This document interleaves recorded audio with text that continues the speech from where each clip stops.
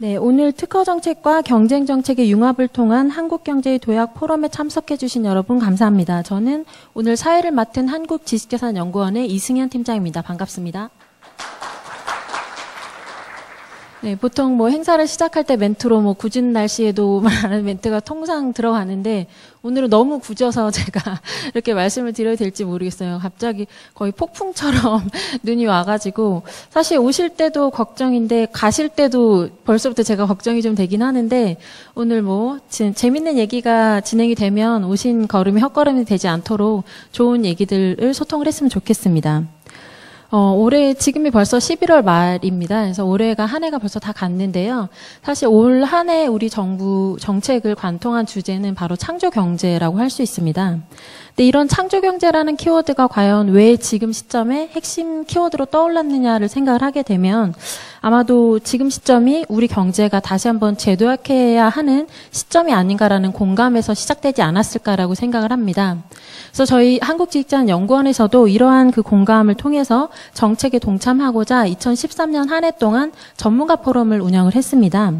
그래서 경제정책에 있어서는 경제추격연구소, 그리고 특허정책에 있어서는 한국지식재산연구원, 경쟁정책에 있어서는 서울대 경쟁법센터, 그리고 중소기업 정책에 있어서는 중소기업연구원, 그리고 기타 기업과 대학, 로펌 등의 전문가로 구성된 저희 포럼은 창조적 시장 설계라는 하나의 목표를 가지고 이것을 달성하기 위해 시장에 참여하는 다양한 정책 플레이어들을 모셨습니다.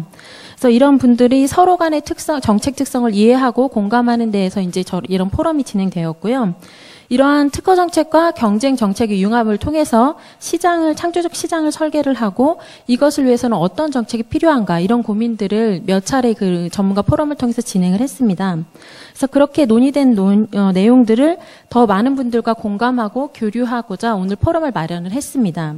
그래서 오늘 포럼을 통해서 진행될 내용들 그리고 서로 이제 토론하게 될 내용들은 저희가 12월에 발간하게 될 정책 건의서에 담길 계획입니다. 그래서 이 정책 건의서는 정부의 각 현안을 담당하시는 그런 전문가, 정부 사이드에 저희가 이렇게 전달을 하게 될 예정이기 때문에 오늘 더 적극적인 참여를 해주시면 그 내용까지 포함해서 정책 건의서를 좀 더 내실 있게 만들어 보도록 하겠습니다.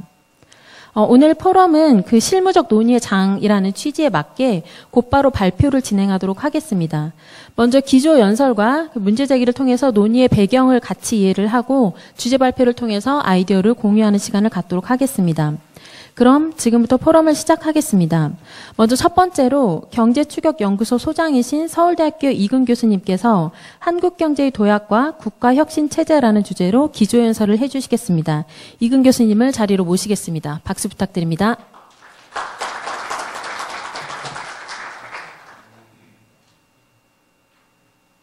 감사합니다. 네, 오늘 소개받은 이근입니다. 네, 서울대학교에 동명인 이근 교수가 있는데요. 의장하시는 분들이 순종하지 않았으면 합니다. 오늘 뭐 굳은 날씨라 했는데 좋게 보면 또 이 서울에서 눈이 제대로 오는 소민 같아서 뭐 서설이라고 할 수도 있겠습니다. 그래서 그런 의미로 오늘 시작하도록 하죠. 제가 맡은 부분은 좀 전반적인 대화적인 차원에서 한국 경제에서의 큰 시스템에 대해서 과거 추격 중에서 앞으로 선직형에 도약에 대해서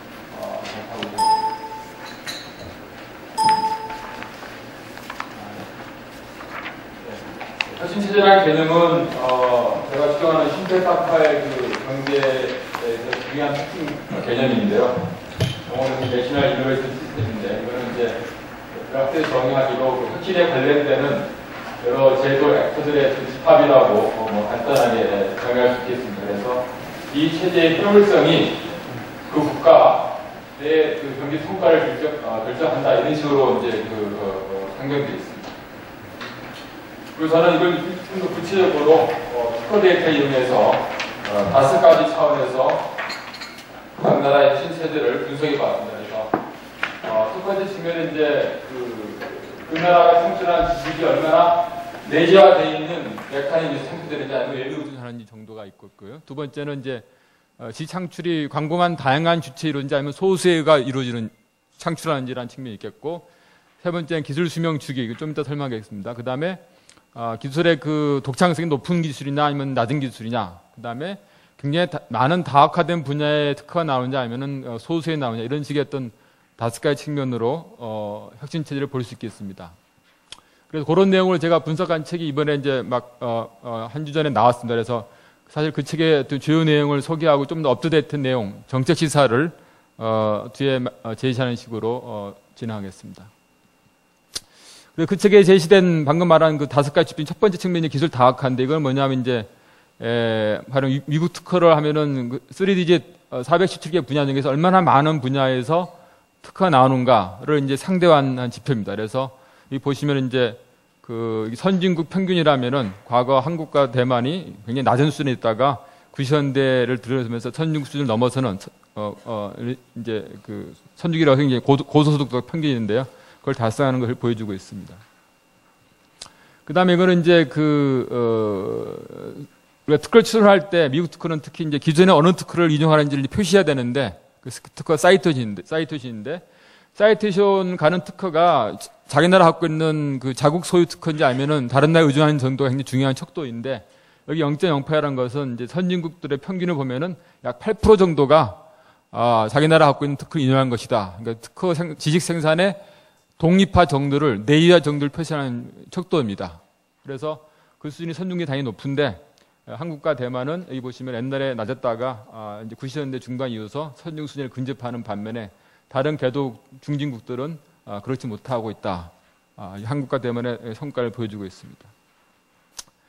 그 다음에 사이클 타임 오브 테크놀로지는 뭐냐면은 기술 수명 주기인데요. 기술 수명의 주기가 긴 게 있고 짧은 게 있습니다.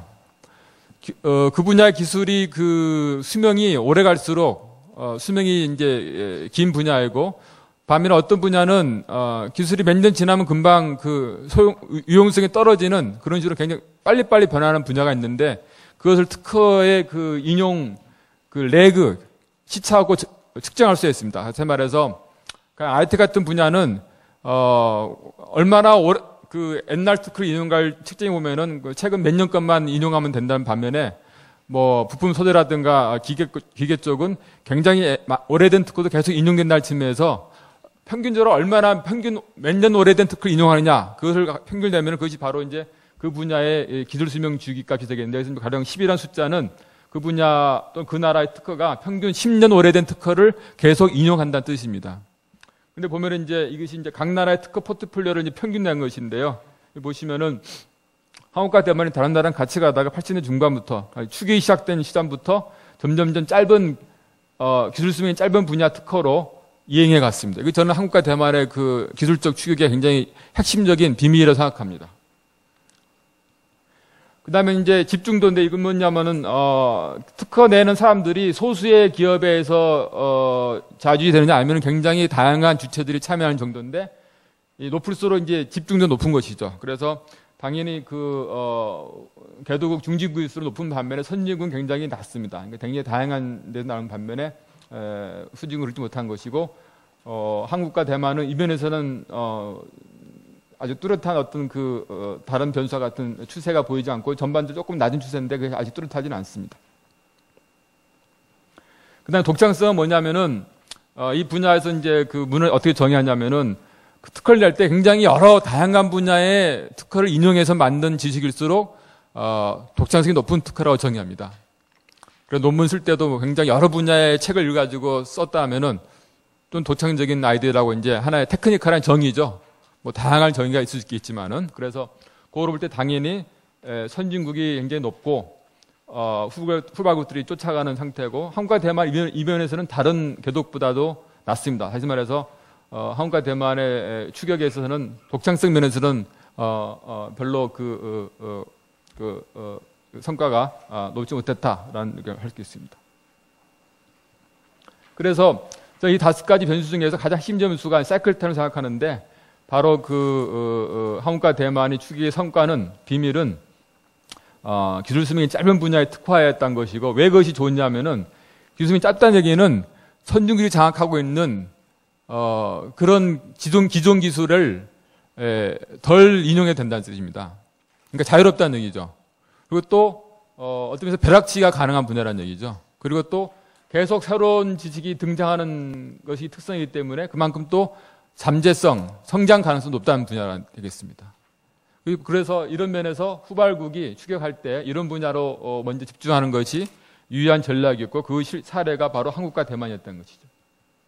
그래서 이걸 이제 계문을 표시하면은 기술수명이 작다는 얘기는 기존 선진국이 장악한 기술에 덜 의존이 된다는 얘기고, 그렇기 때문에 하나의 니치, 자기 어떤 니치형이라는 것이고, 또 그렇기 때문에 기술 창출의 메커니즘을 스스로 내재화할 수 있는 가능성이 높다고 볼 수 있겠습니다.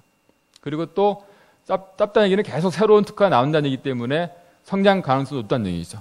그러면서 이게 상당히 유리한 후발자한테 좋은 분야였다는 설명이 가능하겠습니다. 그 실제로 이 G5 유럽 선진국에서 특허가 가장 많이 남은 10개 분야를 뽑고 또 한국과 대만 뽑으면 아무 겹치는 분야 하나도 없습니다. 한국과 대만의 특허가 많이 나온 분야는 유럽과는 전혀 다른 분야에서 특허가 나왔다는 얘기죠. 유럽은 기술수명이 긴 분야에 나온 반면에. 그런데 다른 중진국들은 상당히 많이 겹칩니다. 선진국과. 그래서 이제 한국과 성과가 좋은 한국과 대만인데 성과가 그렇게 뚜렷하지 못한 다른 중진국과의 차이라는 것이죠. 그리고 실제로 제가 이 책에서 이제 그래서 이런 변수를 가지고 경제 성장 결정률을 해결하면서 해봤더니 추격국과 선진국 간의 그 성장 메커니즘이 다르게 나왔는데요.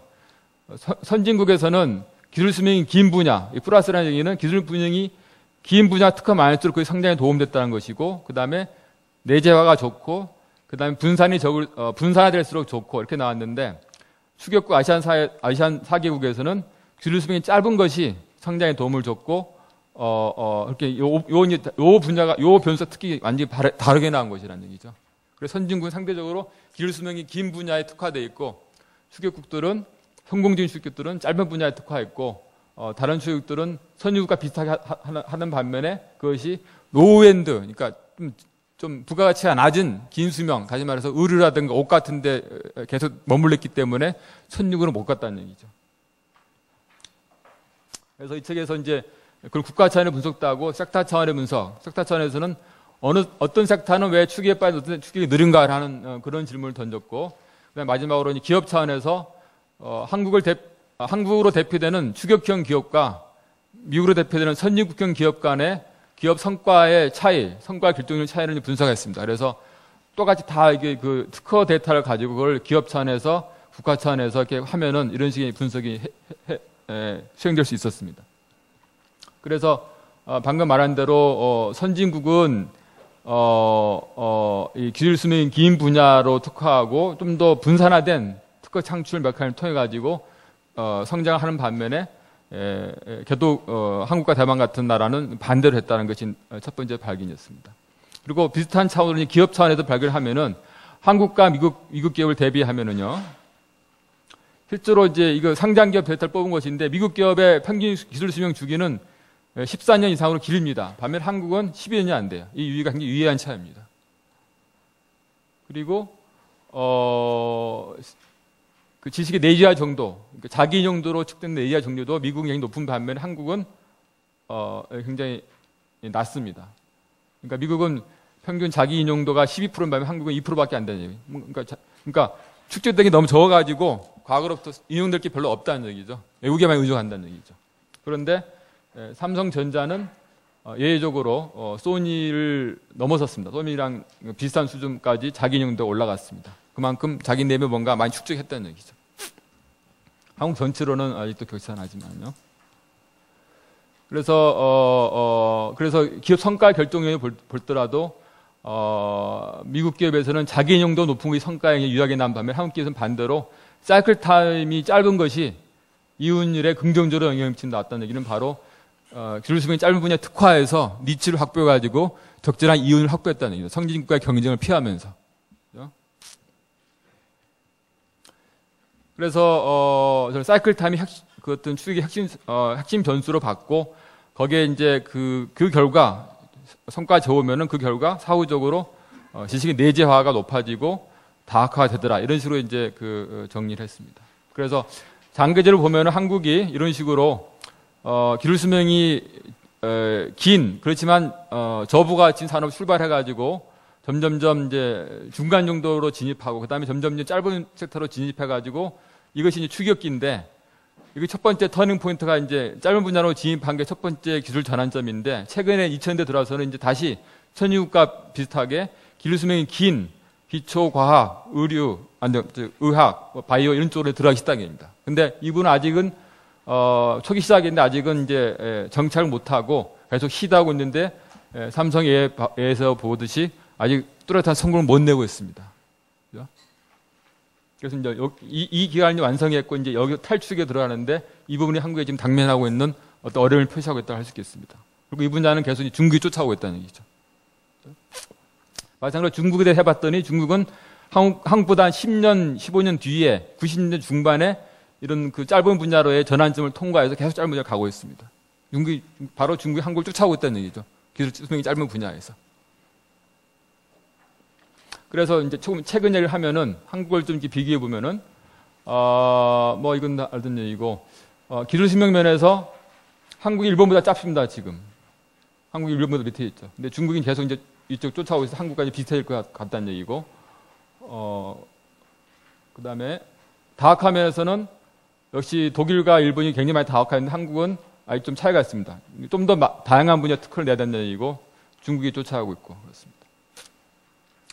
그러니까 독창도 면에서는 한국이 상당히 뭐 대만 독일이나 중국의 일본에 근접한 반면에 대만이 좀 떨어져 있고 그다음에 집중도가 문제인데 집중도는 한국이 소수의 대기업의 특허가 다 나오기 때문에 굉장히 높은 반면에 선진국인 일본이나 독일은 굉장히 낮습니다. 그 중간에 이제 대만이 있는 것이고요. 그리고 G7의 내재화 정도는 이제 일본이 아주 외주로 높고 독일이 그 다음이고 대만이 있고 한국이 낮습니다. 대만은 상대적으로 이제 중소기업 중심이라 가지고 네트워킹이 많아 가지고 기업들 간에 서로 지식을 인용하고 협업하는 게 한국보다 높기 때문에 높게 난 반면 한국은 그런 성에 적기 때문에 G7 내재화 정도가 그러니까 낮게 나옵니다. 그리고 요약하면은 한국은 80년 중반 이후에 선진국과 차별되는 영역, 즉 기술 수요가 짧은 분야에 특화함으로써 수익을 달성했고 동시에 이 결과로 G7을 내재화하고 다학화로 어느 진행했습니다.